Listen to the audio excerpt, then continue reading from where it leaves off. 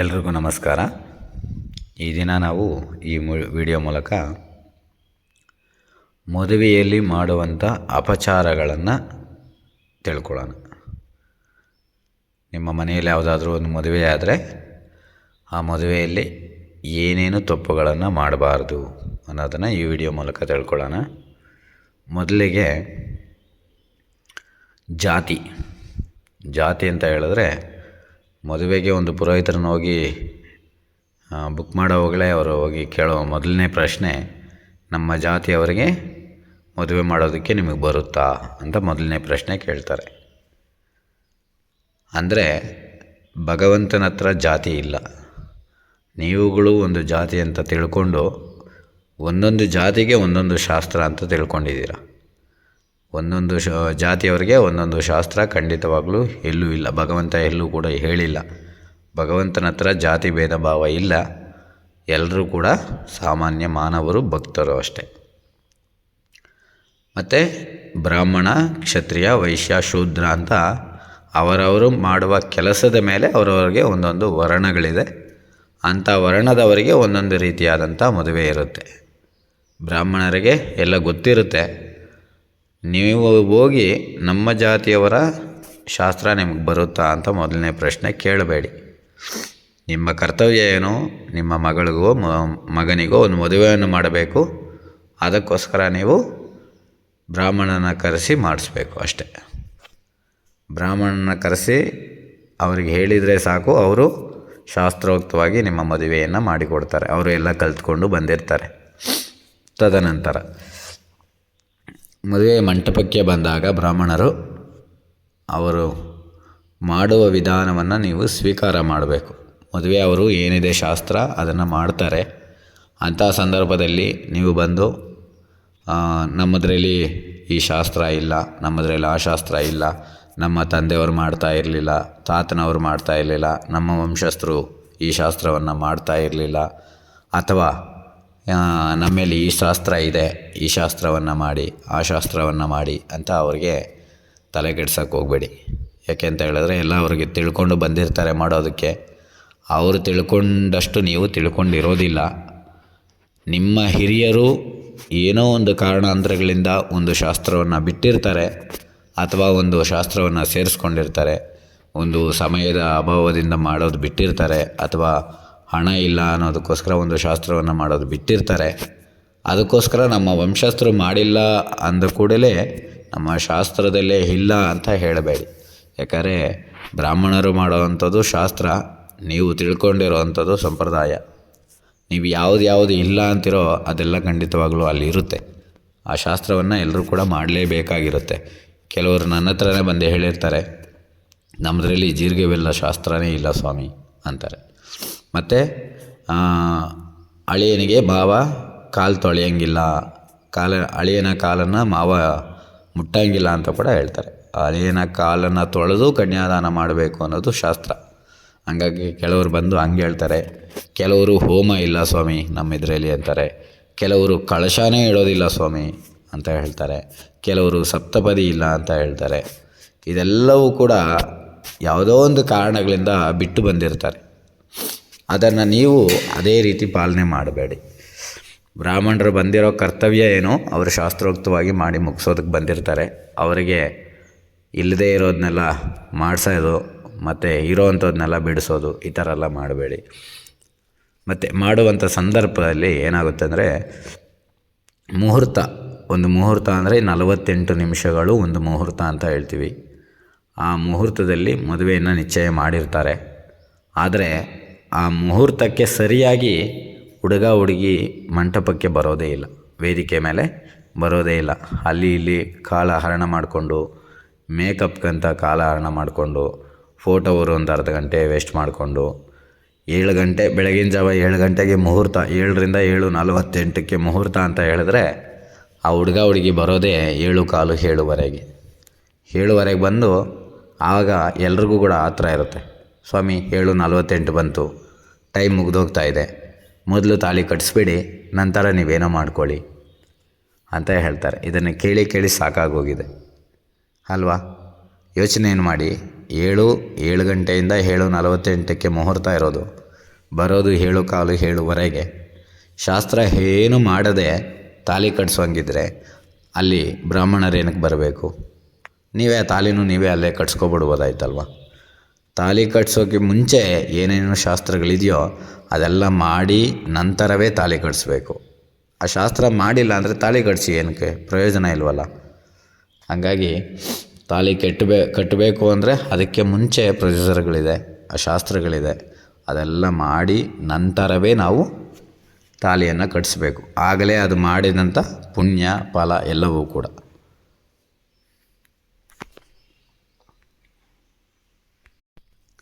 ನಂತರ ಕನ್ಯಾದಾನ ಅಂತ, ಇದು ಮಹತ್ ಕಾರ್ಯ. ಒಂದು ಕನ್ಯಾದಾನ ಮಾಡಿದರೆ ನಾವು ಮಾಡಿದಂಥ ಜನ್ಮದಲ್ಲಿ ಮಾಡಿದಂಥ ಕರ್ಮವೆಲ್ಲವೂ ಕೂಡ ನಾಶ ಆಗುತ್ತೆ. ಒಂದು ಕನ್ಯಾದಾನ ಮಹಾದಾನ ಅಂತ ಕೂಡ ಕರಿತೀವಿ. ಅಂಥ ಕನ್ಯಾದಾನ ಮಾಡುವವರು ಯಾರು ಅಂತ ಹೇಳಿದ್ರೆ ಹುಡುಗಿಯ ತಂದೆ ತಾಯಿಗಳು ಕನ್ಯಾದಾನವನ್ನು ಮಾಡಬೇಕು ಅಂತ. ಕನ್ಯಾದಾನ ಅಂತ ಹೇಳಿದ್ರೆ ಅವರು ಎತ್ತಿದಂತಹ ಮಗುವನ್ನು, ಕನ್ಯೆಯನ್ನು ದಾನ ಕೊಡುವಂಥದ್ದು, ಅಂದರೆ ಹುಡುಗನಿಗೆ ದಾನ ಕೊಡುವಂಥದ್ದು. ಇನ್ಮೇಲೆ ಪೂರ್ತಿ ಮಗುವಿನ ಹಕ್ಕು, ಹುಡುಗಿಯ ಹಕ್ಕು ಏನಿದೆ ಅದೆಲ್ಲವೂ ಕೂಡ ಹುಡುಗನಿಗೆ ಸೇರಿದ್ದು ಅಂತ.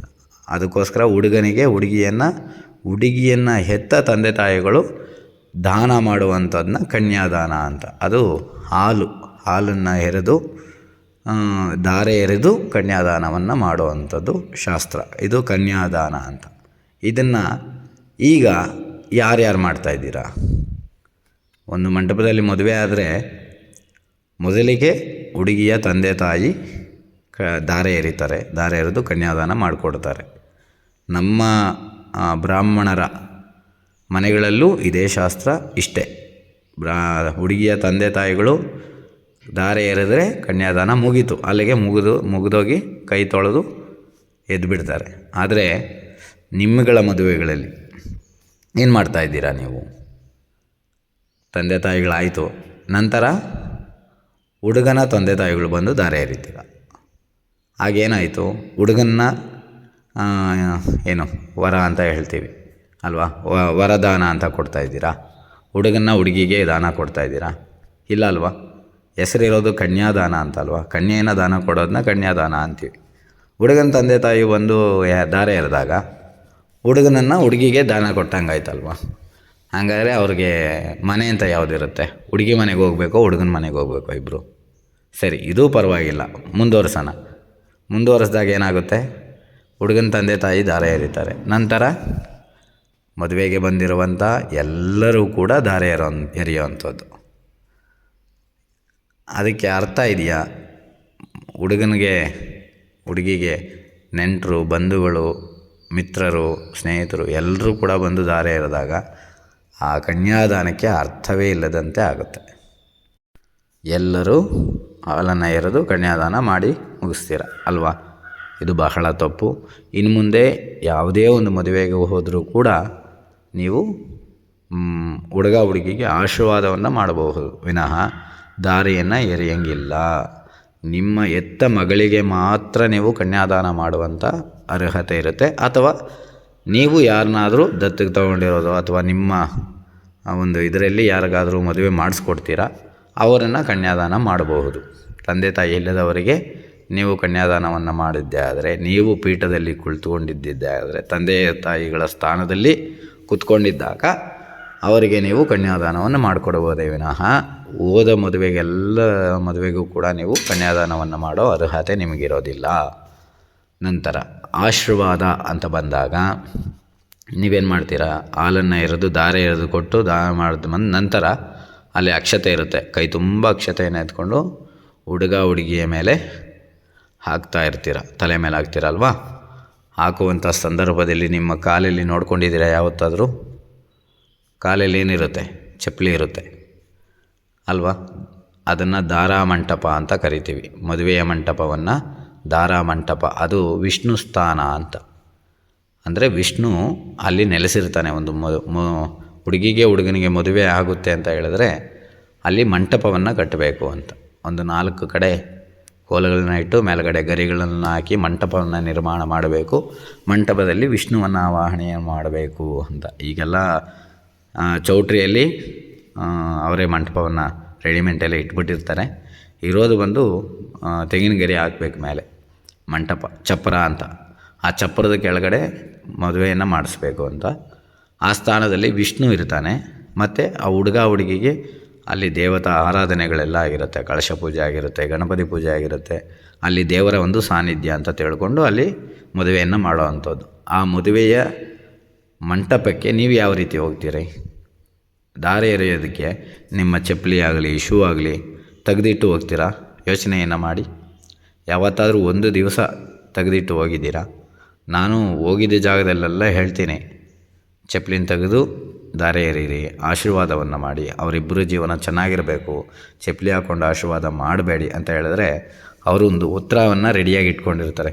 ಸ್ವಾಮಿ, ಛತ್ರದಲ್ಲಿ ಈ ಕಡೆಯಿಂದ ಹೋಗ್ತೀವಿ, ಆ ಕಡೆ ದಾರೆ ಎರೆದು ಹಂಗೆ ಆ ಕಡೆಯಿಂದ ಹೋಗ್ಬಿಡ್ತೀವಿ ಸ್ವಾಮಿ ನಾವು, ಮತ್ತೆ ಈ ಕಡೆಗೆ ಬರೋಕ್ಕಾಗೋದಿಲ್ಲ, ಮತ್ತು ನಮ್ಮ ಚಪ್ಪಲಿ ನಮಗೆ ಸಿಗುತ್ತೋ ಇಲ್ವೋ ಗೊತ್ತಿಲ್ಲ, ಚಪ್ಪಲಿ ಹಾಕ್ಕೊಳ್ಳೋದಕ್ಕೆ ಈ ಕಡೆ ಬರೋಕ್ಕಾಗೋದಿಲ್ಲ ಅಂತ ಕಾರಣಕ್ಕೋಸ್ಕರ ನಾವು ಚಪ್ಪಲಿಯನ್ನು ಹಾಕ್ಕೊಂಡು ಆ ಕಡೆಗೆ ಹೋಗ್ತೀವಿ ಸ್ವಾಮಿ ಅಂತ ಹೇಳ್ತಾರೆ. ಅವರಿಗೆ ಪುಣ್ಯ ಬರಬೇಕು ಅಂತ ನೀವು ಹೇಳಿ ಆಶೀರ್ವಾದವನ್ನು ಮಾಡಿದಾಗ, ಚಪ್ಪಲಿಯನ್ನು ಹಾಕ್ಕೊಂಡು ಆಶೀರ್ವಾದ ಮಾಡಿದಾಗ ಅದು ನಿಮಗೆ ಕರ್ಮ ಅಲ್ಲವೇ? ಇದನ್ನು ನೀವು ಯೋಚನೆಯನ್ನು ಮಾಡಿ. ಇನ್ನು ಮುಂದೆ ಮೊದಲನೇ ಪಕ್ಷ ದಾರೆ ಎರೆಯೋಕ್ಕೆ ಹೋಗಬೇಡಿ. ಹೋದರೂ ಸಪೋಸ್ ಯಾರಾದರೂ ಕರೆದ್ರೂ ಕೂಡ ಹೋಗಿ ಆಶೀರ್ವಾದವನ್ನು ಮಾಡಿ, ಪರವಾಗಿಲ್ಲ. ಆಶೀರ್ವಾದವನ್ನು ಮಾಡುವಂಥ ಸಂದರ್ಭದಲ್ಲಿ ಚಪ್ಪಲಿ ಅಥವಾ ಶೂಗಳನ್ನು ಹಾಕ್ಕೊಂಡು ಆ ದಾರ ಮಂಟಪದ ಮೇಲೆ ಹೇರಬೇಡಿ. ಅಲ್ಲಿ ಕ್ಯಾಮ್ರಾದವರು ಇರ್ತಾರೆ, ತುಂಬ ಜನ ಕ್ಯಾಮ್ರಾದವರು ಚಪ್ಪಲಿ ಹಾಕ್ಕೊಂಡೇ ಇರ್ತಾರೆ, ಅದು ಕೂಡ ಕರ್ಮವೇ. ಹಂಗಾಗಿ ಅವರನ್ನು ನೋಡಿದ್ರೆ ನೀವು ಅವರಿಗೆ ಉಪದೇಶ ಮಾಡಬೇಕು, ಚಪ್ಪಲಿಯನ್ನು ಹಾಕ್ಕೋಬೇಡ್ರಿ, ಕೆಳಗಡೆ ಬಿಡಿ, ಆಮೇಲೆ ಹಾಕ್ಕೊಳ್ಳಿರಂತೆ ಅಂತ ನೀವು ಹೇಳಬೇಕು. ಮತ್ತು ಆಶೀರ್ವಾದವನ್ನು ಮಾಡಿ. ಮತ್ತು ತಾಳಿ ಕಟ್ಟಿದ ತಕ್ಷಣವೇ ಆಶೀರ್ವಾದವನ್ನು ಮಾಡಬೇಕು ಅನ್ನೋಂಥದ್ದು ಎಲ್ಲೂ ಇಲ್ಲ, ಶಾಸ್ತ್ರದಲ್ಲಿ ಇಲ್ಲ. ಯಾಕೆ ಅಂತ ಹೇಳಿದ್ರೆ ಕೆಲವರು ತಾಳಿ ಮಾಂಗಲ್ಯಕ್ಕೆ ನಮಸ್ಕಾರ ಮಾಡುವಂಥ ಸಂದರ್ಭದಲ್ಲೇ ಅಕ್ಷತೆಯನ್ನು ಕೊಟ್ಬಿಡ್ತಾರೆ. ಕೊಟ್ಟಿಲ್ಲ ಅಂದರೆ ಐನೋರೇನೋ ಅಕ್ಷತೆಯೇ ಕೊಟ್ಟಿಲ್ಲ, ನಾವು ಹೆಂಗೆ ಆಶೀರ್ವಾದ ಮಾಡೋದು ಅಂತ ಕೂಡ ಪ್ರಶ್ನೆ ಮಾಡ್ತಾರೆ. ಅವರು ತಾಳಿ ಕಟ್ಟುವಂಥ ಸಂದರ್ಭದಲ್ಲಿ ನೀವು ಹಾಕಬೇಕು ಅನ್ನೋದು ಶಾಸ್ತ್ರ ಇಲ್ಲ. ಆಶೀರ್ವಾದ ಅಂತ ಹೇಳಿದ್ರೆ ಅವರು ಬಂದು ನಿಮ್ಮ ಕಾಲಿಗೆ ಬಿದ್ದು ನಮಸ್ಕಾರ ಮಾಡಿಕೊಂಡು ಆಶೀರ್ವಾದವನ್ನು ಮಾಡಿ ಅಂತ ಕೇಳಿದಾಗ ಆಶೀರ್ವಾದವನ್ನು ಮಾಡಬೇಕೆ ವಿನಃ ಅವರು ಏನೋ ಬೇರೆ ಕೆಲಸದಲ್ಲಿ ನಿರತರಾಗಿರುವಂಥ ಸಂದರ್ಭದಲ್ಲಿ ನೀವು ಅವರಿಗೆ ಆಶೀರ್ವಾದ ಮಾಡೋಂಗಿಲ್ಲ. ಅದು ಪ್ರಯೋಜನ ಇಲ್ಲ. ಆಶೀರ್ವಾದವನ್ನು ಮಾಡಿದ್ರೂ ಕೂಡ ಪ್ರಯೋಜನ ಇಲ್ಲ. ಸಪೋಸ್ ನೀವು ತಾಳಿ ಕಟ್ಟುವಂಥ ಸಂದರ್ಭದಲ್ಲಿ ಆಶೀರ್ವಾದವನ್ನು ಮಾಡ್ತೀನಿವಿ ಅಂತ ಹೇಳಿದ್ರೂ ಕೂಡ ನೀವು ಯಾರ ಮೇಲೆ ಆಶೀರ್ವಾದ ಮಾಡ್ತೀರಿ? ನೀವೆಲ್ಲೋ ಹಿಂದೆ 5ನೇ ಲೈನಲ್ಲೋ 6ನೇ ಲೈನಲ್ಲೋ 10ನೇ ಲೈನಲ್ಲೋ ಕೂತಿರ್ತೀರಿ, ಅಕ್ಷತೆ ನಿಮ್ಮ ಕೈ ಕೊಟ್ಟಿರ್ತಾರೆ. ಆ ಮದುವೆ ತಾಳಿ ಕಟ್ಟಿದ್ರು, ಗಟ್ಟಿ ಮೇಲೆ ವಾದ್ಯ ಬಾರಿಸಿದ್ರು, ಅದ ತಕ್ಷಣ ನೀವು ಅಲ್ಲಿಂದ ಎಸೆದಾಗ ಆ ಅಕ್ಷತೆ ಯಾರ ಮೇಲೆ ಬೀಳುತ್ತೆ ಅಂತ ಯೋಚನೆಯನ್ನು ಮಾಡಿ. ಮೊದಲಿಗೆ ನಿಮ್ಮ ಮುಂದೆ ಸಾಲಿನಲ್ಲಿ ಕೂತಿರುವಂಥ ನಿಮಗಿಂತ ಹಿರಿಯರಾಗಿರ್ತಾರೆ, ಅಂಥವ್ರ ಮೇಲೆ ಹೋಗಿ ಆ ಅಕ್ಷತೆ ಕಾಳು ಬೀಳುತ್ತೆ. ಇಲ್ಲ ನೀವು ಹತ್ತಿರ ಸಾಲಿನಲ್ಲಿ ಕೂತಿದ್ದೀರಾ ಅಂತ ಹೇಳಿದ್ರೆ ನೀವು ಮಾಡುವಂಥದ್ದು ಹೋಗಿ ನೇರವಾಗಿ ಫೋಟೋಗ್ರಾಫರು, ವಿಡಿಯೋಗ್ರಾಫರು ಎಲ್ಲರೂ ಕೂಡ ಅಡ್ಡ ಇರ್ತಾರೆ, ಅವ್ರ ಮೇಲೆ ಬೀಳುತ್ತೆ. ಇಲ್ಲ ಸ್ವಾಮಿ ಅದನ್ನು ತಪ್ಪಿಸಿ ನಾವು ಆಗ್ತೀವಿ ಅಂತ ಕೂಡ ಹೇಳಿದ್ರು ಕೂಡ ಅಲ್ಲಿ ಬ್ರಾಹ್ಮಣರಿರ್ತಾರೆ, ಬ್ರಾಹ್ಮಣರಿಗೆ ನಿಮ್ಮ ಅಕ್ಷತೆ ಕಾಳು ಹೋಗಿ ಬೀಳುತ್ತೆ. ಅಂದರೆ ನೀವು ಬ್ರಾಹ್ಮಣರಿಗೆ ಆಶೀರ್ವಾದವನ್ನು ಮಾಡಿದಂತೆ ಆಗುತ್ತೆ, ಅದು ಕೂಡ ಕರ್ಮವೇ ಅಂತ. ನಿಮ್ಮ ಗುರುಗಳಿಗೆ ಯಾವ ರೀತಿ ನೀವು ಆಶೀರ್ವಾದವನ್ನು ಮಾಡಬಾರದೋ, ಗುರು ಸ್ಥಾನದಲ್ಲಿ ಅಲ್ಲಿ ಬಂದು ನಿಂತು ಮದುವೆಯನ್ನು ಮಾಡಿಸುವಂಥ ಬ್ರಾಹ್ಮಣರ ಮೇಲೂ ಕೂಡ ಅಕ್ಷತೆ ಹಾಕಿ ಆಶೀರ್ವಾದ ಮಾಡೋಂಗಿಲ್ಲ. ಸಪೋಸ್ ಅದೆಲ್ಲ ಮೀರಿ ಅಲ್ಲೋಗಿ ಮದುವೆ ಹುಡುಗಿ ಮೇಲೆ ಬಿದ್ದರೂ ಕೂಡ ಅವರೇನೋ ಸಂತೋಷವಾಗಿ ಖುಷಿಯಿಂದ 100 ಕಾಲ ನಾವು ಚೆನ್ನಾಗಿ ಬಾಳೋಣ ಅಂತ ಹೇಳಿ ತಾಳಿಯನ್ನು ಮಾಂಗಲ್ಯವನ್ನು ಕಟ್ತಾ ಇರ್ತಾರೆ. ಅವರ ಮುಖಕ್ಕೆ, ಕಣ್ಣು ಮೇಲೆ, ಮುಖದ ಮೇಲೆ, ಕಿವಿ ಮೇಲೆ ಎಲ್ಲದರ ಮೇಲೂ ಕೂಡ 100 ಜನ, 200 ಜನ, 500 ಜನ ಹಾಕುವಂಥ ಅಕ್ಷತೆಗಳು ಹೋಗಿ ಬಿದ್ದಾಗ ಅವ್ರಿಗೇನಾಗುತ್ತೆ? ಹಿಂಸೆ ಆಗುತ್ತೆ. ಅವರು ನೋವಿನಿಂದ ಅಲ್ಲಿ ಮಾಂಗಲ್ಯವನ್ನು ಕಟ್ತಾ ಇರ್ತಾರೆ ಅಲ್ವಾ? ಆ ಫೋಟೋಗೂ ಕೂಡ ಅದು ಚೆನ್ನಾಗಿ ಕಾಣಿಸುವುದಲ್ಲ. ವೀಡಿಯೋ ಮಾಡ್ತಾ ಇರ್ತಾರೆ, ಅಕ್ಷತೆ ಎಲ್ಲ ಅವ್ರ ಮುಖದ ಮೇಲೆ ಬೀಳುತ್ತೆ, ಅವರು ಮುಖವನ್ನು ಸಿಂಡ್ರಿಸ್ಕೊಂಡು ಮಾಂಗಲ್ಯವನ್ನು ಕಟ್ತಾ ಇರ್ತಾರೆ. ದಯವಿಟ್ಟು ಇಂಥ ತಪ್ಪುಗಳನ್ನು ಮಾಡೋಕ್ಕೆ ಹೋಗಬೇಡಿ. ದಾರೆ ಎರೆಯುವಂಥ ಸಂದರ್ಭದಲ್ಲಿ ಅವಕಾಶ ಇರುತ್ತೆ. ಇಲ್ಲ ಅಂತ ಹೇಳಿದ್ರೆ ಎಲ್ಲರಿಗೂ ಕೂಡ ಒಂದು ಸಲ ಮದುವೆ ಎಲ್ಲ ಮುಗಿದ ಮೇಲೆ ಸಭಾ ನಮಸ್ಕಾರ ಅಂತ ಹಾಕಿ ಕೆಳಗಡೆ ದೀರ್ಘವಾಗಿ ನಮಸ್ಕಾರ ಮಾಡ್ಕೊಳ್ತಾರೆ. ಆವಾಗ ಬೇಕಾದರೆ ನೀವು ಅಕ್ಷತೆಯನ್ನು ಹಾಕ್ಬೋದು. ಅಷ್ಟು ತನಕ ನಿಮಗೆ ಅಲ್ಲಿ ಇರೋದಕ್ಕೆ ಸಮಯನೇ ಇರೋದಿಲ್ಲ ಬಿಡಿ. ಯಾಕಂದರೆ ಮದುವೆ ತಾಳಿ ಕಟ್ಟಿದ್ರೆ ಸಾಕು ನಾವು ಓಡೋಗೋಣ. ಮದುವೆ ಯಾವಾಗ ಮುಗಿಯುತ್ತೆ, ತಾಳಿ ಯಾವಾಗ ಕಟ್ತಾರೆ, ತಕ್ಷಣ ನಾವು ಊಟದ ಹಾಲಿಗೆ ಹೋಗಿ ಊಟವನ್ನು ಮಾಡಿಕೊಂಡು ನಮ್ಮ ಕೆಲಸಗಳನ್ನ ನೋಡಿಕೊಂಡು ಹೋಗೋಣ ಅಂತ ಹೇಳಿ ಆತುರವಾಗಿ ಕಾತ್ಕೊಂಡಿರ್ತೀರ. ಮತ್ತು ಇದರಲ್ಲಿ ಇನ್ನೊಂದು ಅಪಚಾರ, ಮಹಾ ಅಪಚಾರ ಅಂತ ಹೇಳಿದ್ರೆ, ಏನು, ಧಾರೆ ಎರೆಯುವಂಥ ಸಂದರ್ಭದಲ್ಲಿ ನಿಮ್ಮ ಜೊತೆಯಲ್ಲಿ ಬಂದಿರ್ತಾರೆ ಯಾರು, ನಿಮ್ಮ ಹೆಂಡತಿ ಮತ್ತು ಮಕ್ಕಳು. ಒಂದು 3 ವರ್ಷ ಮಕ್ಕಳು, 5 ವರ್ಷ ಮಕ್ಕಳು, 8 ವರ್ಷ ಮಕ್ಕಳು, 10 ವರ್ಷ ಮಕ್ಕಳು, ಈ ಥರ ಮಕ್ಕಳು ಬಂದಿರ್ತಾರೆ. ಆ ಮಕ್ಕಳು ಬಂದಂಥ ಸಂದರ್ಭದಲ್ಲಿ ನೀವೇನೋ ಧಾರೆ ಎರೆದು ಅಲ್ಲಿರುವಂಥ ಅಕ್ಷತೆಯನ್ನು ಹುಡುಗಿ ಮೇಲೆ ಹಾಕ್ತೀರ. ಹಾಕಿದ ನಂತರ ನಿಮ್ಮ ಮಕ್ಕಳ ಕೈಯಲ್ಲೂ ಕೂಡ ಧಾರೆಯನ್ನು ಎರೆಸೋದು, ನಿಮ್ಮ ಮಕ್ಕಳ ಕೈಯಲ್ಲೂ ಕೂಡ ಅಕ್ಷತೆಯನ್ನು ಕೊಟ್ಟು ಆ ಹುಡುಗಿಗೆ ಆಶೀರ್ವಾದ ಮಾಡುವಂಥದ್ದು. ನಾನು ಹೇಳೋದೆಲ್ಲವೂ ಕೂಡ ಸತ್ಯ. ಬೇಕಾದ್ರೆ ನೀವು ಯೋಚನೆ ಮಾಡಿ ನೋಡಿ, ನಿಮ್ಮ ಮಕ್ಕಳ ಕೈಯಲ್ಲೂ ಕೂಡ ನೀವು ಆಶೀರ್ವಾದ ಮಾಡಿಸಿರ್ತೀರ. ಎಲ್ಲೋ ಒಂದು ಮದುವೆಯಲ್ಲಿ, ಯಾರ್ದೋ ಒಂದು ಮದುವೆಯಲ್ಲಿ ಈ ಪ್ರಸಂಗ ನಡೆದೇ ಇರುತ್ತೆ. ಇಲ್ಲ ಸ್ವಾಮಿ, ಈ ಥರ ಯಾರು ಮಾಡಲ್ಲ ಅಂತ ಹೇಳಿದ್ರೆ ನಾನು ಪ್ರೂಫ್ ಕೊಡ್ತೀನಿ ಬೇಕಾದ್ರೆ. ಮಕ್ಕಳ ಕೈಯಲ್ಲಿ ಆಶೀರ್ವಾದ ಮಾಡೋ ಎಲ್ಲ ಸಂದರ್ಭಗಳಲ್ಲೂ ನೋಡಿದ್ದೀವಿ. ನೀವು ಕೂಡ ನೋಡಿರ್ತೀರ, ನೀವು ಕೂಡ ಮಾಡಿಸಿರ್ತೀರ. ಅದು ಬಹಳ ತಪ್ಪು ಅಂತ. ಯಾಕಂದರೆ ಆಶೀರ್ವಾದ ಅಂತ ಹೇಳಿದ್ರೆ ಹಿರಿಯರು ಚಿಕ್ಕವರಿಗೆ ಚೆನ್ನಾಗಿರ್ರಿ ಅಂತ ಹೇಳಿ ಆಶೀರ್ವಾದವನ್ನು ಮಾಡುವಂಥದ್ದನ್ನ ಆಶೀರ್ವಾದ ಅಂತ ಹೇಳ್ತೀವಿ ಅಲ್ವಾ. ಅಂಥ ಸಂದರ್ಭದಲ್ಲಿ ನಿಮ್ಮ ಮಕ್ಕಳು ಹುಡುಗಿಗೆ ಆಶೀರ್ವಾದ ಮಾಡಿದ್ರೆ ನೀವೇ ಯೋಚನೆ ಮಾಡಿ, ಚಿಕ್ಕವರು ದೊಡ್ಡವ್ರಿಗೆ ಆಶೀರ್ವಾದ ಮಾಡಬಹುದಾ? ಮಾಡಿದ್ರೆ ಅದು ಏನಾಗುತ್ತೆ? ಮಾಡಿದ್ರೆ ಯಾರಿಗೆ ಕರ್ಮ? ಆಶೀರ್ವಾದ ಮಾಡಿದವ್ರಿಗೆ ಅಥವಾ ಮಾಡಿಸ್ಕೊಂಡವ್ರಿಗೆ? ಇದೆಲ್ಲ ಯೋಚನೆಯನ್ನು ಮಾಡಿ. ಮದುವೆಗಳಲ್ಲಿ ತುಂಬ ಅಪರಾಧಗಳು, ತುಂಬ ಹೇಳೋಕ್ಕೆ ಆಗಲ್ಲ, ಅಷ್ಟು ಅಪರಾಧಗಳು ಮಾಡ್ತಾಯಿದ್ದೀರ. ಮತ್ತು ಆಧಾರ ಮಂಟಪ ಅಲ್ಲೇನಾಗುತ್ತೆ ಅಂತ ಹೇಳಿದ್ರೆ, ವಿಷ್ಣು ಸ್ಥಾನ, ಅದು ವಿಷ್ಣು ಸ್ಥಾನದಲ್ಲಿ ನಿಮ್ಮ ಮಗಳ ಅಥವಾ ಮಗನ ಮದುವೆ ಆಗ್ತಾ ಇರುತ್ತೆ, ಅಥವಾ ಯಾರ್ದೋ ಒಬ್ರದ್ದು ಮದುವೆ ಆಗ್ತಾ ಇರುತ್ತೆ. ಅವರು ಬೆಳಗ್ಗೆ 3 ಗಂಟೆಗೆ ಎದ್ದು ಸ್ನಾನವನ್ನು ಮಾಡಿ ಶುದ್ಧಿಯಾಗಿ ದೇವರ ಪ್ರಾರ್ಥನೆಯನ್ನು ಮಾಡಿಕೊಂಡು ತಂದೆ ತಾಯಿಗಳಿಗೆ ನಮಸ್ಕಾರವನ್ನು ಮಾಡಿಕೊಂಡು ಎಲ್ಲ ಮಾಡಿಕೊಂಡು ಶುದ್ಧಿಯಿಂದ ಅಲ್ಲಿ ಮಂಟಪದ ಮೇಲೆ ಕೂತಿರ್ತಾರೆ. ಅಲ್ಲಿಗೆ ಬ್ರಾಹ್ಮಣರು ಅವರು ಸ್ನಾನವನ್ನು ಬೆಳಗ್ಗೆ ಎದ್ದು 3 ಗಂಟೆಗೆ ಹೇಳಿದರೆ 3 ಗಂಟೆಗೆ ಸ್ನಾನ, ಸಂಧ್ಯಾ ವಂದನೆ, ಜಪಗಳು ಎಲ್ಲ ಮಾಡಿ ಮುಗಿಸಿ ಶುದ್ಧಿಯಾಗಿ ಅಲ್ಲಿ ಬಂದು ಕೂತಿರ್ತಾರೆ. ಅಂಥ ವಿಷ್ಣು ಸ್ಥಾನಕ್ಕೆ, ಅಲ್ಲಿ ಶುದ್ಧಿಯಾಗಿರುವಂಥ ಸ್ಥಾನಕ್ಕೆ ಸ್ನಾನ ಮಾಡದೆ ಎಷ್ಟು ಜನ ಬರ್ತೀರಾ? ಯೋಚನೆಯನ್ನು ಮಾಡಿ. ಇಲ್ಲ ಸ್ವಾಮಿ, ನಾವು ಸ್ನಾನ ಮಾಡದೆ ಮದುವೆಗೆ ಹೋಗಲ್ಲ ಅಂತ ಹೇಳಿದ್ರೆ ನೀವು ಹೋಗದೇ ಇರಬಹುದು, ಆದರೆ ಬಹಳ ಮಂದಿ ಅಲ್ಲಿಗೆ ಸ್ನಾನ ಮಾಡದೆ ಬರ್ತಾರೆ. ನಂತರ ಅಲ್ಲಿ ಶುದ್ಧಿಯನ್ನು ಮಾಡುವಂಥವ್ರು, ಕ್ಲೀನ್ ಮಾಡುವಂಥವ್ರು, ಕ್ಲೀನಿಂಗ್ ಪರ್ಪಸ್ ಇರ್ತಾರಲ್ಲ ಕೆಲಸದವರು, ಅವರು ಕೂಡ ಸ್ನಾನ ಮಾಡಲ್ಲ, ಅಲ್ಲಿ ಓಡಾಡ್ತಾನೇ ಇರ್ತಾರೆ.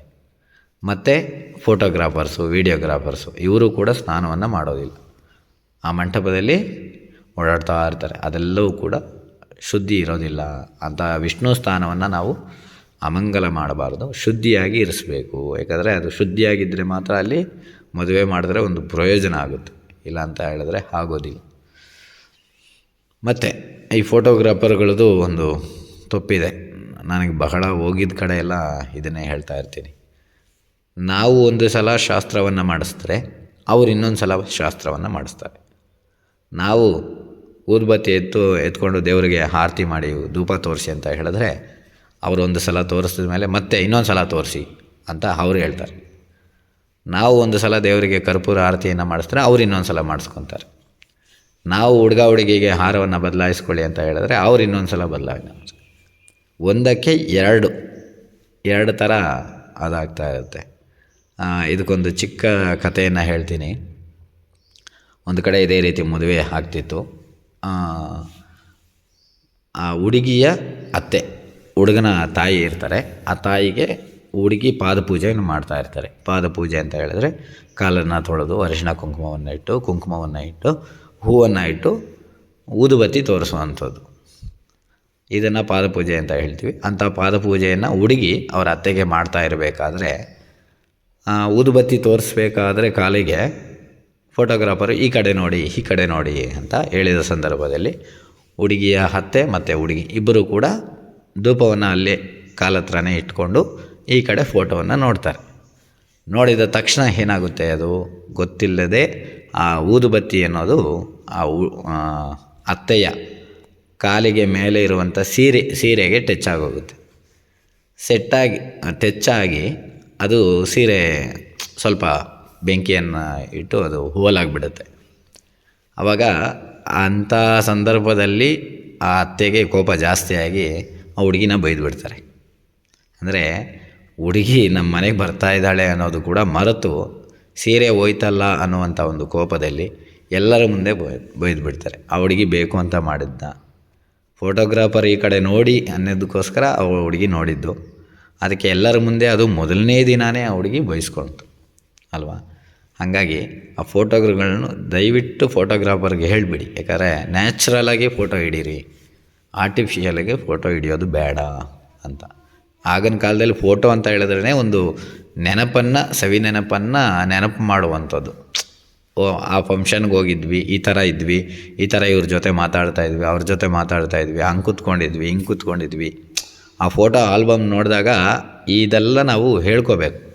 ನಾವು ಆ ಥರ ನಿಂತ್ಕೊಂಡಿದ್ವಿ, ಈ ಥರ ನಿಂತ್ಕೊಂಡಿದ್ವಿ, ಇವ್ರ ಹತ್ರ ಮಾತಾಡ್ತಾಯಿದ್ವಿ, ಅವ್ರ ಹತ್ರ ಮಾತಾಡ್ತಾಯಿದ್ವಿ, ಇದೆಲ್ಲ ನೆನಪು ಮಾಡುವಂಥದ್ದು ಆಲ್ಬಮ್ ಫೋಟೋ ಅಂತ. ಈಗೆಲ್ಲ ಏನಿಲ್ಲ, ಹಿಂಗೆ ನಿಂತ್ಕೊಳ್ಳಿ, ಹಂಗೆ ನಿಂತ್ಕೊಳ್ಳಿ, ಅವ್ರ ಹತ್ರ ಮಾತಾಡಿ, ಇವ್ರ ಹತ್ರ ಮಾತಾಡಿ ಅಂತ ಅವರೇ ಹೇಳಿ ನಂತರ ಫೋಟೋ ಹಿಡಿಯೋಂಥದ್ದು. ಇದು ಅವಶ್ಯಕತೆ ಇಲ್ಲ. ನ್ಯಾಚುರಲಾಗಿ ಹಿಡಿದ್ರೆ ಸಾಕು. ನೀವು ದಯವಿಟ್ಟು ಫೋಟೋಗ್ರಾಫರ್ಗಳಿಗೆ ಸ್ವಲ್ಪ ತಿಳಿಸಿ, ಆದಷ್ಟು ಸ್ನಾನ ಮಾಡಿಕೊಂಡು ಬರುವಂತೆ ನಾನು ಕೂಡ ಅವರಿಗೆ ರಿಕ್ವೆಸ್ಟ್ ಮಾಡ್ತೀನಿ. ಈ ವಿಡಿಯೋನ ಯಾರಾದರೂ ಫೋಟೋಗ್ರಾಫರ್ಗಳು ನೋಡಿದ್ದೇ ಆದರೆ ನಾನು ಈ ಥರ ಮಾತಾಡೋದಕ್ಕೆ ಕ್ಷಮೆ ಇರಲಿ. ಅವರು ಕೂಡ ದಯವಿಟ್ಟು ಸ್ನಾನವನ್ನು ಮಾಡಿಕೊಂಡು ಬಂದು ಅಲ್ಲಿ ದಾರಾ ಮಂಟಪಕ್ಕೆ ಪ್ರವೇಶ ಮಾಡಬೇಕು ಅಂತ ಪ್ರಾರ್ಥನೆ ಮಾಡ್ಕೊಳ್ತೀನಿ. ಮತ್ತು ಕೆಲವೊಂದು ಗೃಹ ಪ್ರವೇಶಗಳಿಗೂ ಅಷ್ಟೇ, ದೇವರುಗಳ ವಿಗ್ರಹಗಳನ್ನೆಲ್ಲ ತಂದು ಅಲಂಕಾರವನ್ನು ಮಾಡಿ ಆ ಭಗವಂತನಿಗೆ ಒಂದು ಸೇವೆಯನ್ನು ಮಾಡುವಂಥ ಭಾಗ್ಯ ಸಿಕ್ಕಿದೆ ಅಂತ ಹೇಳಿ ಅವರು ಒಂದು ಮನೆಯಲ್ಲಿ ಸೇವೆಯನ್ನು ಮಾಡ್ತಾ ಇರಬೇಕಾದ್ರೆ ಬೆಳಗ್ಗೆ 4 ಗಂಟೆಗೆ ಪ್ರವೇಶವನ್ನು ಇಟ್ಕೊಂಡಿರಬೇಕಾದ್ರೆ ಅವರು ಫೋಟೋಗ್ರಾಫರ್ 3:55 ಗಂಟೆ ಮಲಗಿರ್ತಾರೆ. ನಂತರ ಎದ್ದು ಮುಖವನ್ನು ತೊಳ್ಕೊಂಡು ಬಂದು ಬಂದವರನ್ನ ನೆಂಟರುಗಳನ್ನ ಎಲ್ಲರನ್ನ ಮುಟ್ಟಿಸ್ಕೊಂಡು ಫೋಟೋವನ್ನು ಹಿಡಿತಾ ಇರ್ತಾರೆ. ಅಲ್ಲಿ ದೇವ್ರ ಹತ್ರ ಕೂಡ ಬಂದು ನಿಂತ್ಕೊಳ್ತಾರೆ, ದೇವ್ರನ್ನೂ ಮುಟ್ತಾರೆ. ಈ ಕಡೆ ಬ್ರಾಹ್ಮಣರ ಹತ್ರನೂ ಬಂದು ನಿಂತ್ಕೊತಾರೆ. ಜಾಗ ಇಲ್ಲದ ಪಕ್ಷದಲ್ಲಿ ಬ್ರಾಹ್ಮಣರ ತಲೆ ಮೇಲೆ ಕೂಡ ಇಟ್ಟು ಫೋಟೋವನ್ನು ತೆಗೆದಿರೋ ಪ್ರಸಂಗಗಳು ತುಂಬ ಇದೆ. ಯಾಕಂದರೆ ಹಂಗಾಗಿ ಅಂಥವ್ರನ್ನೆಲ್ಲ ಮುಟ್ಸ್ಕೊಳ್ತೀವಿ, ಭಗವಂತನ ಸೇವೆಯಲ್ಲಿ ಇದ್ದೀವಿ ಅಂತ ಹೇಳಿದ್ರೆ ಒಂದು ಸ್ನಾನವನ್ನು ಮಾಡಿಕೊಂಡು ಬಂದು ಫೋಟೋವನ್ನು ಹಿಡಿಬೇಕು. ಹಂಗಾಗಿ ಇದನ್ನು ಎಲ್ಲರೂ ಕೂಡ ಪಾಲನೆಯನ್ನು ಮಾಡಿ. ಕೊನೆಯದಾಗಿ ಒಂದು ವಿಚಾರ ಏನಪ್ಪ ಅಂತ ಹೇಳಿದ್ರೆ, ಅರುಂಧತಿ ನಕ್ಷತ್ರ ತೋರಿಸೋದು ಅಂತ. ದಾರೆ ಎಲ್ಲ ಮುಗಿದ ಮೇಲೆ ಅರುಂಧತಿ ನಕ್ಷತ್ರ ನೋಡಿಸ್ಬೇಕು ಅಂತ ಹೇಳಿ ಹೊರಗಡೆ ಕರ್ಕೊಂಡು ಹೋಗ್ತಾರೆ. ಆಗ ಫೋಟೋಗ್ರಾಫರ್ ಆಗಲಿ, ಅಲ್ಲಿ ಬಂದಿರುವಂಥ ನೆಂಟರುಗಳಾಗಲಿ ಒಂದು ಹಾಸ್ಯವನ್ನು ಮಾಡ್ತಾರೆ ಹುಡುಗನಿಗೆ. ಏನಂತ ಹೇಳಿದ್ರೆ, ಹುಡುಗ ತೋರಿಸಪ್ಪ, ಏನೋ ನಕ್ಷತ್ರ ತೋರಿಸ್ಬೇಕಂತೆ, ನಕ್ಷತ್ರ ತೋರಿಸು ಅಂತ. ಯಾವಾಗ ಬೆಳಗ್ಗೆ 6 ಗಂಟೆಯಿಂದ ಒಂದು 10-11 ಗಂಟೆ ಗಂಟ ಮದುವೆ ನಡೆಯುತ್ತೆ. ಅಂಥ ಸಂದರ್ಭದಲ್ಲಿ ನಕ್ಷತ್ರವನ್ನು ತೋರಿಸುವಂಥ ಹಾಸ್ಯವನ್ನು ಮಾಡ್ತಾರೆ. ಆದರೆ ಯಾಕೆ ನಕ್ಷತ್ರವನ್ನು ತೋರಿಸ್ಬೇಕು ಅಂತ ಹುಡುಗನಿಗೂ ಗೊತ್ತಿರಲ್ಲ, ಯಾಕೆ ನಕ್ಷತ್ರವನ್ನು ತೋರಿಸ್ತಾರೆ ಅಂತ ಹುಡುಗಿಗೂ ಗೊತ್ತಿರೋಲ್ಲ.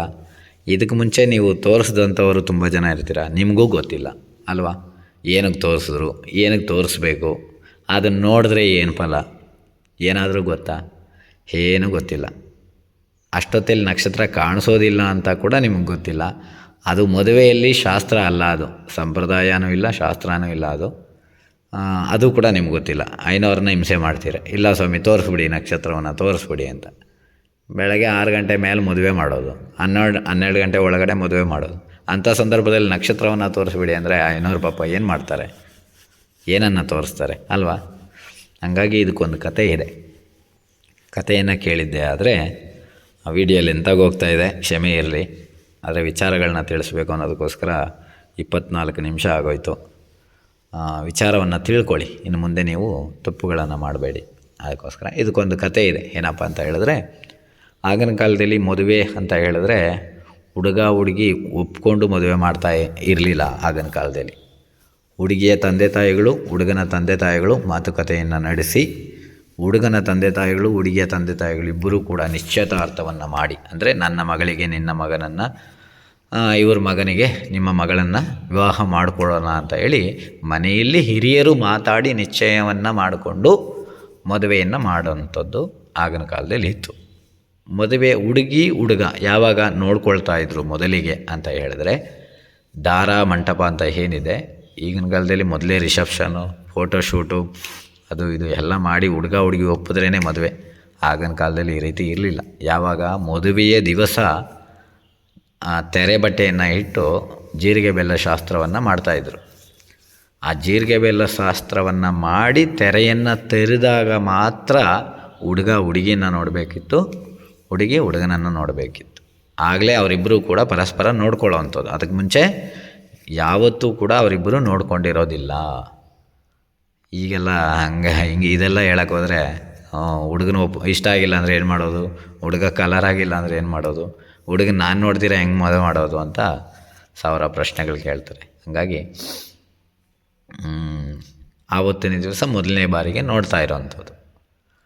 ಆಗ ಅದುವರೆಗೂ ಕೂಡ ಅವರಿಬ್ಬರು ನೋಡಿರೋದಿಲ್ಲ, ಮಾತಾಡಿರೋದಿಲ್ಲ. ಹಂಗಾಗಿ ಆಗಿನ ಕಾಲದಲ್ಲಿ 3 ದಿವಸ 5 ದಿವಸಗಳು ಮದುವೆಯನ್ನು ಮಾಡ್ತಿದ್ದರು. ಮದುವೆಯನ್ನು ಮಾಡೋ ಸಂದರ್ಭದಲ್ಲಿ ಮದುವೆ ಎಲ್ಲ ಮುಗಿಸಿ ಹೊರಡೋದಕ್ಕೆ ಮಧ್ಯಾಹ್ನ ವೇಳೆ ಆಗಿರೋದು.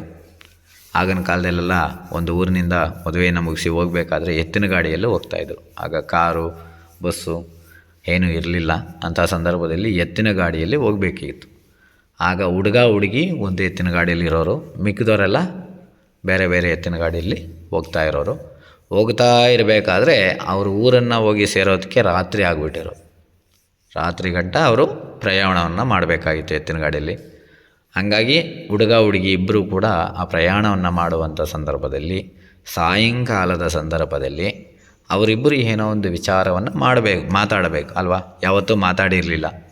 ಹುಡುಗಿ ನೋಡಿರೋದೇ ಇಲ್ಲ. ಮದುವೆ ಎಲ್ಲ ಮುಗೀತು, ಮದುವೆಯಲ್ಲಿ ಮಾತಾಡೋಕ್ಕಾಗಿರೋದಿಲ್ಲ. ಇನ್ನು ತನಿಯಾಗಿ ಸಿಕ್ಕಿರುವಂಥ ಸಮಯ ಯಾವುದು ಅಂದರೆ ಆ ಎತ್ತಿನ ಗಾಡಿಯಲ್ಲಿ ಹೋಗುವಂಥ ಸಂದರ್ಭ ಅಲ್ವಾ.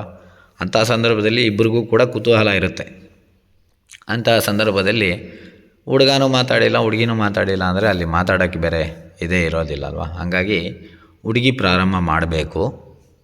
ಅಂಥ ಸಂದರ್ಭದಲ್ಲಿ ಯೋಚನೆಯನ್ನು ಮಾಡ್ತಾರೆ, ಏನನ್ನು ಪ್ರಾರಂಭ ಮಾಡೋದು, ಏನು ಮಾತಾಡಿಸೋದು, ಏನು ಮಾತಾಡಬೇಕು ಅಂತ ಗೊತ್ತಾಗ್ತಾಯಿಲ್ಲ. ಅಂಥ ಸಂದರ್ಭದಲ್ಲಿ ಹುಡುಗಿ ಆಕಾಶವನ್ನು ನೋಡ್ತಾಳೆ. ಆ ಸಾಯಂಕಾಲದ ಸಂದರ್ಭದಲ್ಲಿ ಆಕಾಶವನ್ನು ನೋಡಿದಾಗ ಅಲ್ಲಿ ಒಂದು ನಕ್ಷತ್ರ ತುಂಬ ಅದ್ಭುತವಾಗಿರುತ್ತೆ. ಒಂದು ನಕ್ಷತ್ರ ತುಂಬ ಅದ್ಭುತವಾಗಿ ಪ್ರಕಾಶಮಾನವಾಗಿ ಇರುತ್ತೆ. ತುಂಬ ಬೆಳಕನ್ನು ಕೊಡ್ತಾ ಇರುತ್ತೆ, ಮಿಂಚ್ತಾ ಇರುತ್ತೆ. ಅಂಥ ನಕ್ಷತ್ರವನ್ನು ನೋಡಿ ಹುಡುಗನ ಬಳಿ ಕೇಳ್ತಾ ಇದ್ದಾರೆ, ಏ ತರುಣ, ಏನಿದು, ಏನು ನಕ್ಷತ್ರ? ಎಲ್ಲ ನಕ್ಷತ್ರಗಳು ಒಂಥರ ಇರಬೇಕಾದ್ರೆ ಇದೊಂದು ನಕ್ಷತ್ರ ಮಾತ್ರ ಬೆಳಕು ಜಾಸ್ತಿ ಇದೆ, ನೋಡೋದಕ್ಕೆ ತುಂಬ ಆನಂದವಾಗ್ತಾ ಇದೆ. ಏನು ನಕ್ಷತ್ರ, ನಿನಗೇನಾದರೂ ಗೊತ್ತಾ ಅಂತ ಕೇಳಿದಾಗ ಹುಡುಗ ಹೇಳ್ತಾ ಇದ್ದಾನೆ, ಅದು ಅರುಂಧತಿ ನಕ್ಷತ್ರ. ಅರುಂಧತಿ ವಸಿಷ್ಠರ ನಕ್ಷತ್ರ. ಅರುಂಧತಿಯ ಗಂಡನ ಹೆಸರು ವಸಿಷ್ಠ ಅಂತ, ಅರುಂಧತಿ ವಸಿಷ್ಠ ಅಂತ. ಯಾಕೆ ಅವರ ಆಶೀರ್ವಾದವನ್ನು ನಾವು ಪಡೆದುಕೊಳ್ಳೋಣ ಅಂತ ಹೇಳಿ ಆ ಹುಡುಗಿಗೆ ಹೇಳ್ತಾ ಇದ್ದಾನೆ. ಯಾಕೆ ಆಶೀರ್ವಾದವನ್ನು ಪಡೆದುಕೋಬೇಕು ಅಂತ ಕೇಳಿದಾಗ ಆ ಹುಡುಗ ಹೇಳ್ತಾ ಇದ್ದಾನೆ, ಅವರು ಅರುಂಧತಿ ವಸಿಷ್ಠರು. ಈ ಭೂಲೋಕದಲ್ಲಿ ಅವರು ಸುಖವಾಗಿ ಬಾಳಿ ಬದುಕಿದಂಥವರು, ಭೂಲೋಕದಲ್ಲಿ ಸಂಸಾರ ಜೀವನವನ್ನು ಸುಖವಾಗಿ ನಡೆಸಿದಂಥವರು. ಅವರ ಆಶೀರ್ವಾದವನ್ನು ನಾವು ಪಡ್ಕೋಬೇಕು. ಯಾಕೆ ಅಂತ ಹೇಳಿದ್ರೆ, ಬೇರೆ ಯಾರೂ ಭೂಲೋಕದಲ್ಲಿ ಅವ್ರಿಗಿಂತ ಸುಖವಾಗಿ ಬಾಳಿ ಬದುಕಿಲ್ವ ಅಂತ ಹೇಳಿದ್ರೆ ಖಂಡಿತವಾಗಲೂ ಯಾರೂ ಬದುಕಿಲ್ಲ ಅಂತ. ಯಾರಾದರೂ ಇದ್ರಾ? ದೇವಾನ ದೇವತೆಗಳೆಲ್ಲರೂ ಕೂಡ ಭೂಲೋಕದಲ್ಲಿ ಕಷ್ಟವನ್ನೇ ಪಟ್ಟಿದ್ದಾರೆ. ಸೀತಾರಾಮ ಅವರಿಬ್ಬರು ಕೂಡ ಸಂಸಾರ ಜೀವನದಲ್ಲಿ ಚೆನ್ನಾಗಿದ್ರ ಅಂತ ಹೇಳಿದ್ರೆ ಇಲ್ಲ. ಯಾಕಂದರೆ ಕಾಡಿಗೆ ಹೋದರು, ವನವಾಸವನ್ನು ಪಟ್ಟರು, ಲಂಕಾಸುರ ಎತ್ಕೊಂಡು ಹೋದ, ಅವ್ರಿಗೆ ತೊಂದರೆ ಆಯಿತು, ಅವರು ಸಂಸಾರ ಜೀವನದಲ್ಲಿ ಸುಖವಾಗಿ ಇರಲಿಲ್ಲ ಅಂತ. ಯಾವ ದೇವತೆಗಳನ್ನ ಎತ್ಕೊಂಡ್ರೂ ಕೂಡ ಸಂಸಾರ ಜೀವನದಲ್ಲಿ ಚೆನ್ನಾಗಿರಲಿಲ್ಲ. ಆದರೆ ಈ ಅರುಂಧತಿ ವಸಿಷ್ಠರಿಬ್ಬರು ಮಾತ್ರ ಅವರು ಚೆನ್ನಾಗಿ ಬಾಳಿ ಬದುಕಿದಂಥವರು. ಅದಕ್ಕೋಸ್ಕರ ನಾವು ಅವರ ರೀತಿ ನಾವು ಈ ಭೂಲೋಕದಲ್ಲಿ ಚೆನ್ನಾಗಿ ಬಾಳಿ ಬದುಕೋಣ ಅಂತ ಹೇಳಿ ಅವರ ಆಶೀರ್ವಾದವನ್ನು ಪಡ್ಕೊಂಡು ಮಾತನ್ನು ಮುಂದುವರಿಸ್ಕೊಂಡು ಎತ್ತಿನ ಗಾಡಿಯಲ್ಲಿ ಹೋಗ್ತಾ ಇರ್ತಾರೆ. ಇಷ್ಟು ಇದರದ್ದು ಕತೆ. ಹಾಗಾಗಿ ಇದರಲ್ಲಿ ಬ್ರಾಹ್ಮಣರು ಅರುಂಧತಿ ನಕ್ಷತ್ರವನ್ನು ತೋರಿಸೋ ಪ್ರಸಂಗ ಎಲ್ಲಿ ಬಂತು ಅಲ್ವಾ? ಹುಡುಗಿಗೆ ತೋರಿಸ್ಬೇಕು. ಅದು ಯಾವಾಗ? ಸಂಜೆಯ ವೇಳೆಯಲ್ಲಿ. ಬೆಳಗಿನ ಜಾವನೇ ಶಾಸ್ತ್ರವನ್ನು ಮುಗಿಸ್ಬಿಟ್ರಿ ಅಂತ ಹೇಳಿದ್ರೆ ಅದಕ್ಕೆ ಪ್ರಯೋಜನ ಏನಿದೆ? ಹಾಗಾಗಿ ಇಷ್ಟು ವಿಚಾರಗಳು ಇನ್ನೂ ಇದೆ. ಮದುವೆಯಲ್ಲಿ ಇನ್ನೂ ಅನೇಕ ತಪ್ಪುಗಳು ಮಾಡ್ತೀರಾ, ಅದೆಲ್ಲ ಇದೆ, ಅದನ್ನು ಹೇಳೋಕ್ಕೆ ಸಮಯ ಇಲ್ಲ. ಇವಾಗಲೇ ಅರ್ಧ ಗಂಟೆ ಆಯಿತು. ನೀವು ಏನು ಅಂದ್ಕೊಂಡು ನೋಡ್ತಾ ಇದ್ದೀರೋ ಗೊತ್ತಿಲ್ಲ. ಕೆಲವರು ಅರ್ಧದಲ್ಲೇ ಈ ವಿಡಿಯೋವನ್ನು ಬಿಟ್ಟು ಹೋಗಿರೋರು ಎಷ್ಟೋ ಜನ ಇರ್ತಾರೆ. ಹಂಗಾಗಿ ನಿಮಗೂ ಬೋರ್ ಹೊಡಿತಾ ಇರ್ಬೋದು. ಇಲ್ಲಿಗೆ ಮುಗಿಸ್ತೀನಿ. ಇನ್ನೇನಾದರೂ ಇದ್ದರೆ ನಾನು ತಿಳಿಸ್ಕೊಡ್ತೀನಿ.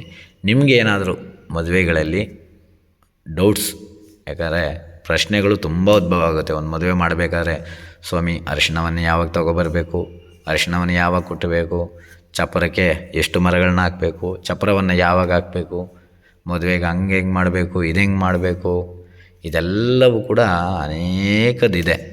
ಹಾಗಾಗಿ ಅಂಥ ವಿಚಾರಗಳಿಗಾಗಿ ಯಾರನ್ನೂ ಕೇಳೋಕ್ಕಾಗಲ್ಲ ನೀವು ಅಲ್ವಾ. ಅಂಥ ವಿಚಾರಗಳನ್ನ ಬೇಕಾದ್ರೆ ನನ್ನ ಹತ್ರ ಫೋನ್ ಮಾಡಿ ಅಥವಾ ವಾಟ್ಸಪ್ ಮುಖಾಂತರ ಕೇಳಿದ್ದೆ ಆದರೆ ನಾನು ಫ್ರೀಯಾಗಿದ್ದಾಗ ಫೋನ್ ಮಾಡೋಕ್ಕೆ ಹೋಗಬೇಡಿ. ವಾಟ್ಸಪ್ ಮುಖಾಂತರ ನನ್ನ ನಂಬರ್ ಕೊಡ್ತೀನಿ ಇಲ್ಲಿ. ಇದನ್ನು ಸೇವ್ ಮಾಡಿ ಇಟ್ಕೊಳ್ಳಿ. ನನ್ನ ಹೆಸರು ಶ್ರೀನಿವಾಸ್ ಅಂತ, ಆನೇಕಲ್ನಲ್ಲಿ ಇರುವಂಥದ್ದು.